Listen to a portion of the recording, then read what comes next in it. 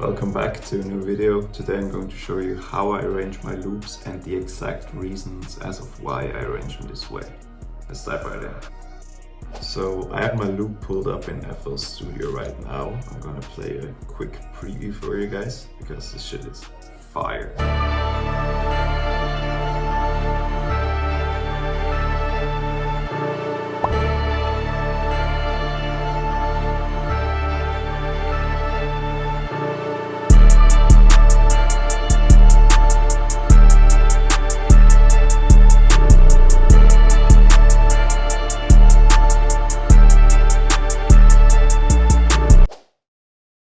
Okay, first thing is we want to start off the loop immediately with all sounds combined. Now, what I see a lot of producers make is that they have like an intro section and then this part would be around here where it drops.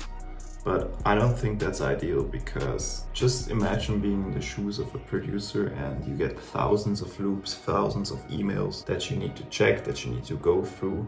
And you as a producer are just scrolling through the loops and you want to hear what the loop is about within the first click, within the first few seconds. And especially with attention spans nowadays, nobody is going to wait 20 seconds for your loop to drop.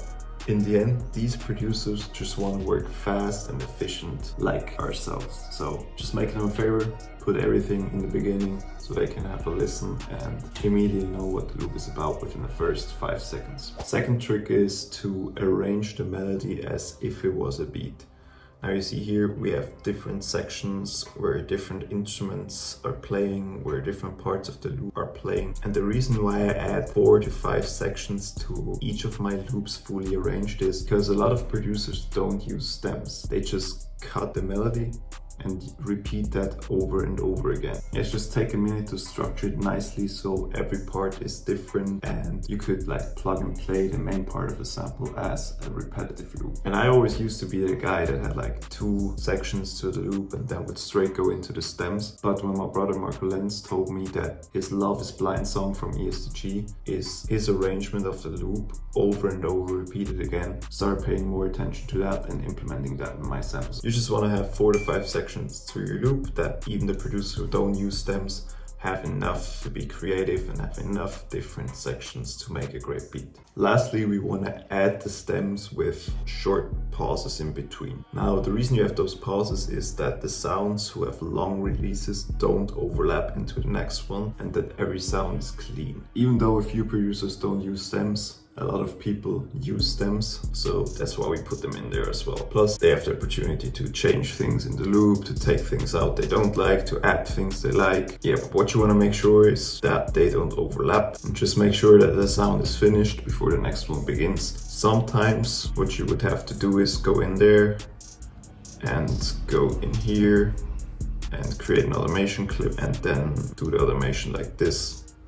So the sound is finished when the next one starts. To be honest, you don't have to do that often. Just with some sounds who have a really long release, you want to put a little automation in place to clean it up. And now you're pretty much done with arranging. Now, what I like to do as well is come into the mixer and just record the whole thing out. Just for me to having the option to pitch the sample up or down, 1, 2, 3 semitones. But one thing you want to pay attention to, if you're pitching it more than 3 semitones up or more than 3 semitones down, what you want to do is you want to take the bass here, take it out of the loop, export the loop without the bass, and then after you've pitched it, add the bass back in and shift to wherever you put it. Because your bass can sound very muddy very fast, and that's why we add it in post-production. Hey, now that you know how to arrange your loops, here are 3 simple tricks on how to make your loops 3